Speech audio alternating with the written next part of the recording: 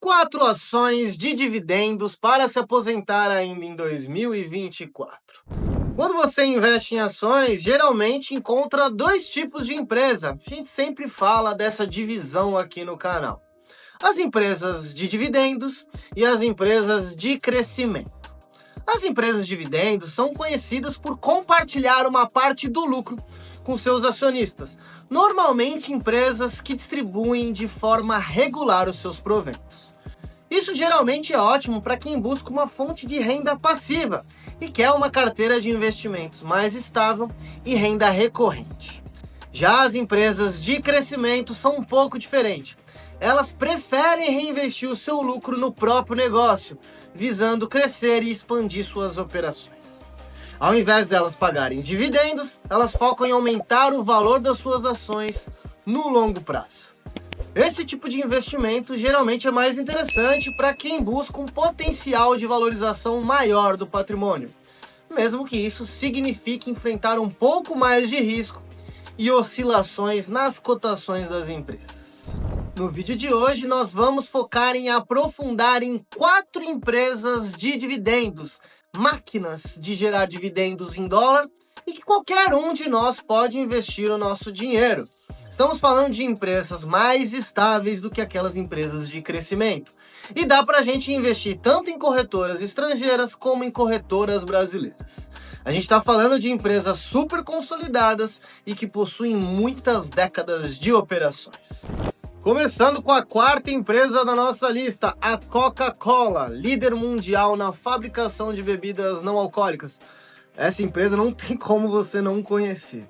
A empresa ela está no mercado desde 1886, foi quando seus produtos começaram a ser vendidos lá nos Estados Unidos. Para você que não sabe, o farmacêutico John Stith Pemberton trabalhava com fórmulas medicinais, quando durante um dos seus experimentos inventou uma bebida borbulhante, refrescante e de sabor incomparável, que viria a ser a bebida mais famosa do mundo. Não só a bebida mais famosa do mundo, mas como uma das marcas mais poderosas ao redor do globo. Atualmente, a presença global da Coca-Cola abrange mais de 190 países e regiões diferentes.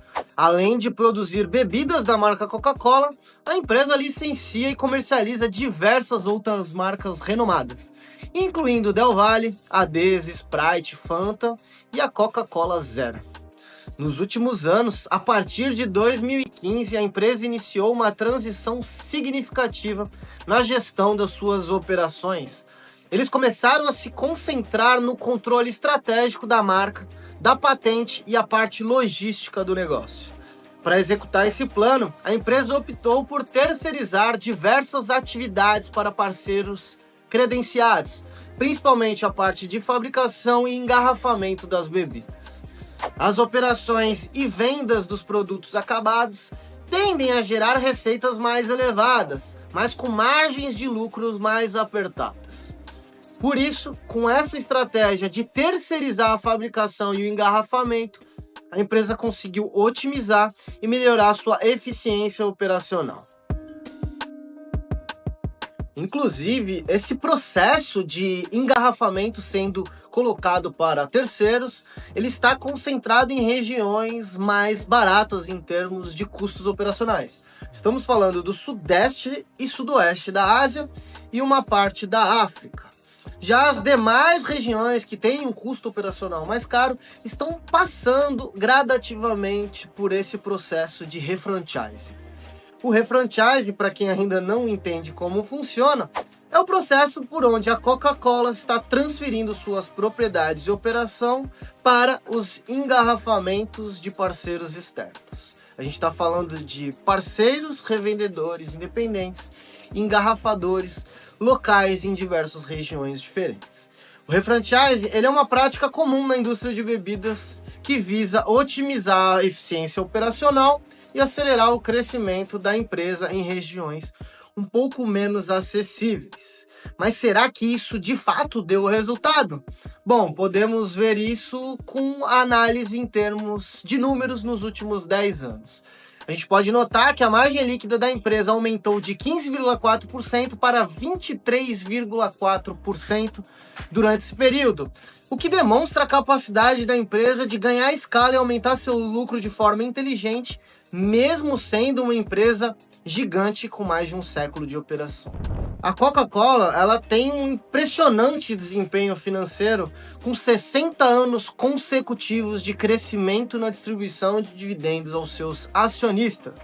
A presença global da Coca significa que suas bebidas estão disponíveis em praticamente todos os lugares, tornando a empresa uma das marcas mais reconhecidas e acessíveis do mundo. Agora vamos para a terceira empresa da nossa lista, a Johnson & Johnson, uma das maiores e diversificadas empresas de cuidados com saúde do mundo. Ela foi fundada lá em 1887 em Nova Jersey, nos Estados Unidos, realizando atualmente negócios em praticamente todos os países do mundo, assim como a Coca-Cola. Um ponto interessante é que antes da cisão de um dos seus segmentos, a Johnson & Johnson ela se organizava em 3 linhas de negócio. A parte de saúde do consumidor, a parte de produtos farmacêuticos e a parte de dispositivos médicos. Depois de uma reorganização operacional, a empresa ela começou a mudar as suas nomenclaturas e passou a chamar o segmento farmacêutico de Innovative Medicine e o segmento de dispositivos médicos de MedTech. Por que eu estou explicando isso? Para a gente entender mais ou menos como a empresa distribui ali os seus negócios. Agora, se a gente olhar para as marcas e produtos famosos dentro do portfólio da empresa, a gente tem ali produtos do nosso dia a dia, como Band-Aid, Hipoglós, Listerine, Tilenol, Cotonete, Sandal e muitas outras marcas, ou seja, todo mundo já usou alguma coisa da Johnson & Johnson. Só que essa parte, principalmente desses produtos que eu citei, é a parte de consumo que saiu do escopo de segmento da empresa, onde ela fez uma divisão. Mas, Thiago, se esse segmento era tão importante com marcas conhecidas, por que a empresa fez isso? Espera aí que você já vai entender. Em 2021, a Johnson & Johnson ela quis desvincular o segmento de consumo de saúde para poder criar uma empresa nova de capital aberto e conseguir separar esse segmento, que era um dos menos rentáveis em termos de operações da empresa, e também foi uma forma que eles criaram para poder simplificar as operações. O nome da empresa criada foi Kenvue, e essa empresa inclusive já está na Bolsa de Nova York desde maio de 2023. Ao remover esse braço de consumo, a Johnson & Johnson conseguiu investir mais no desenvolvimento de medicamentos e a parte de dispositivos médicos, que é onde tem a parte mais significativa de suas receitas, cerca de 80 bilhões de dólares só no ano passado. Agora, entendendo o mercado da companhia, se a gente olhar para os dados atuais, a Johnson & Johnson tem se beneficiado do crescimento dos mercados emergentes, que acabam oferecendo oportunidades significativas de expansão. No entanto, também tem enfrentado desafios, como a recente alta de juros e a concorrência global no setor de saúde, e também a parte de regulamentação rigorosa, que pode aumentar os custos e dificultar as vendas da Johnson & Johnson. Um dos aspectos mais atrativos para os investidores de longo prazo é o histórico impressionante da empresa em relação ao crescimento de dividendos. A Johnson & Johnson tem mantido essa trajetória positiva de crescimento por mais de 6 décadas, o que pode ser atrativo para investidores de longo prazo que buscam dividendos em dólar de empresas já consolidadas, assim como a gente falou da Coca-Cola. Agora vamos para a nossa segunda colocada da lista, a petrolífera Chevron. Para você que não conhece, a Chevron Corporation é uma das maiores empresas de energia do mundo. Inclusive, a empresa ela tem operações integradas, tanto de petróleo como gás e produtos petroquímicos. A presença da empresa ela é robusta em diversas regiões. A gente está falando de América do Norte, América do Sul, Europa, África, Ásia e Austrália.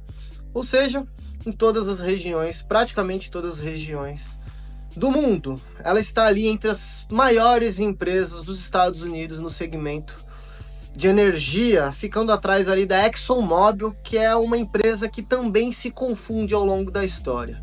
Por isso que é interessante a gente entender a origem da Chevron lá atrás. Quando a gente pega o início dos anos de 1900, a gente pode analisar que a empresa foi adquirida pelo grupo Standard & Oil, presidido por nada mais, nada menos do que John D. Rockefeller. Foi quando a empresa passou a se chamar Standard Oil Company, em 1906. Basicamente, diversas empresas de energia eram uma só na época. Foi aí que em 1911, após a decisão da Suprema Corte dos Estados Unidos, a gente teve uma quebra de monopólio da Standard Oil, que era exercida pela família do Rockefeller. Foi quando a Chevron passou a se tornar uma empresa independente. E aí, olhando para a parte de operação da empresa, a gente consegue entender que eles estão envolvidos numa ampla gama de operações. Tem a parte de exploração e produção de petróleo e gás, abrangendo tanto a parte de exploração convencional quanto a não convencional, inclusive a parte de xisto. Bom, Thiago, o que isso significa? Peraí, vamos lá, você vai entender. A exploração convencional, ela se refere à extração de petróleo e gás dos reservatórios tradicionais, onde os hidrocarbonetos são extraídos diretamente da formação geológica com alta permeabilidade e porosidade. Aí que a Chevron opera em diversas regiões ao redor do mundo, incluindo campos offshore e onshore, na América do Norte e do Sul, África, Ásia, Austrália, enfim, Europa também, como eu já falei anteriormente. Nessa parte, a empresa utiliza métodos convencionais de perfuração e extração, como plataformas de perfuração offshore, que são os poços desenvolvidos e tecnologias avançadas de recuperação que otimizam a produção nos campos lá longe da costa. Aí que a Chevron continua a desenvolver e operar grandes projetos de segmento convencional, incluindo plataformas no Golfo do México e campos de petróleo onshore também ao redor do mundo. A empresa está comprometida em maximizar a recuperação de recursos em seus campos maduros por meio de uso de tecnologias avançadas e práticas operacionais o máximo de eficiência possível. Bom, a gente explicou um pouquinho do que é a exploração convencional. Agora vamos para a parte não convencional, que envolve a extração de petróleo e gás nas formações de xisto, que são rochas sedimentares de baixa permeabilidade. Esse tipo de exploração ele requer técnicas especializadas como fraturamento hidráulico, chamado de fracking, e a perfuração horizontal. A Chevron possui operações significativas em regiões ricas em xisto, como a Bacia do Permiano, que fica entre os estados do Texas e Novo México, lá nos Estados Unidos. A empresa espera atingir 1 milhão de barris de produção líquida de petróleo por dia nessa região até 2025. Eles têm investido em tecnologias avançadas para liberar petróleo e gás aprisionados nessas formações, enfrentando alguns desafios técnicos exigindo maior complexidade e investimento tecnológico. Pessoal, mas é importante a gente salientar o seguinte: as indústrias de energia e produtos petroquímicos são altamente competitivas e é crucial a gente destacar que os negócios da Chevron são essencialmente baseados em commodities. O que isso significa? Que as operações e os lucros da empresa estão diretamente ligados à flutuação no preço do petróleo e às variações nas margens dos produtos refinados. Contudo, mesmo diante de um cenário cíclico, a Chevron se mostrou resiliente ao longo de sua história, mantendo uma saúde financeira bem sólida, principalmente nos momentos em que o petróleo caiu bruscamente de preço. E isso se aplica também no quesito distribuição de dividendos, que mesmo diante das grandes oscilações inerentes do setor, como a gente falou, a empresa conseguiu demonstrar solidez e vem crescendo seus proventos ano a ano. Agora vamos para a nossa primeira colocada da lista, que é o grande banco americano JP Morgan Chase, a maior holding financeira dos Estados Unidos e líder em serviços financeiros com operações não só nos Estados Unidos, mas com o mundo todo. Para a gente entender um pouco da história do banco, se a gente olhar lá para trás, JP Morgan, um dos mais influentes banqueiros da história americana, iniciou sua carreira em 1871 ao formar a Drexel Morgan & Co., uma parceria com Anthony Drexel. Ao longo das décadas seguintes, Morgan consolidou seu poder no setor financeiro dos Estados Unidos, especialmente através de investimentos significativos na indústria ferroviária, que era a principal força motriz da economia americana pós-guerra civil. O banco foi fundamental na conclusão da Northern Pacific Railway e na criação da General Electric, além de desempenhar um papel crucial na estabilização das reservas de ouro dos Estados Unidos durante a crise de 1893. Morgan também organizou a criação da United States Steel, a primeira corporação bilionária do mundo, financiando grandes empreendimentos como a construção do Canal do Panamá. Após a morte de Morgan em 1913, seu legado continuou com a expansão e consolidação da empresa, onde o JP Morgan & Co. se fundiu com várias outras instituições financeiras ao longo do século XX, incluindo o Guaranty Trust Company e, mais recentemente, o Chase Manhattan Bank, culminando na formação do gigante financeiro JP Morgan Chase.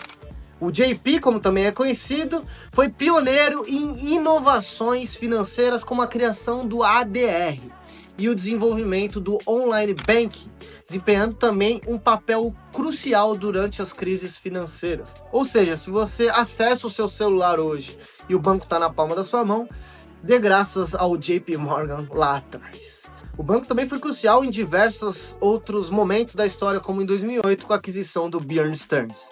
E recentemente continuou sua expansão global e digital, também adquirindo o First Republic Bank em 2023, solidificando ainda mais sua posição como um dos maiores e mais influentes bancos do mundo. Em relação à sua operação, o JP Morgan Chase atua de forma diversificada em seu portfólio em termos de produtos e serviços, principalmente com serviços bancários e investimentos, serviços financeiros para consumidores e pequenos negócios, como bancos comerciais, transações financeiras e gerenciamento de recursos. Nos Estados Unidos, os serviços financeiros costumam ser pulverizados, pois existem diversas opções de empresas que oferecem diversos tipos de produtos e serviços em segmentos diferentes. Isso acontece por conta da facilidade e liberdade econômica que o país oferece. Aqui no Brasil, as companhias esbarram em burocracias elevadas que impedem a criação e a atuação de muitas dessas empresas financeiras. Lá fora, tem um ambiente muito mais facilitado para se criar, por exemplo, um banco. E o JP Morgan deixa claro que o crescimento dos seus dividendos junto com o reinvestimento nos próprios negócios, a gente está falando de forma orgânica e inorgânica, né? Inorgânica quando a gente fala de aquisição de outras empresas, orgânica como o crescimento das suas atividades em si, o banco mostrou prioridade para melhor uso do seu capital, reinvestindo em suas atividades, distribuindo dividendos e não focando tanto na parte de recompra de ações. E apenas em 2023 houve uma distribuição de mais de 13,4 bilhões em proventos para os acionistas. Uma média de payout aí, né, que é quanto a empresa distribui dos seus lucros, em torno de 33% nos últimos 5 anos. Tá bom, pessoal? Bom, essas foram as 4 principais empresas distribuidoras de dividendos para gerar renda em dólar para a carteira de investimentos, para quem quer construir um portfólio global. É importante que vocês diversifiquem em mais empresas, claro, mas em termos de dividendos, a gente tem aqui empresas em segmentos diferentes com décadas de atuação, crescimento de dividendos constantes. Se você gostou desse conteúdo, deixe o like aqui embaixo, se inscreva no canal para ficar por dentro de todos os conteúdos referentes a atividades de empresas lá fora, para recebimento, criação de renda em dólar. Tá bom? Tamo junto, um grande abraço. Eu vou deixar esse outro vídeo aqui para vocês acompanharem empresas e ETFs de dividendos. Tamo junto e a gente se vê no próximo vídeo.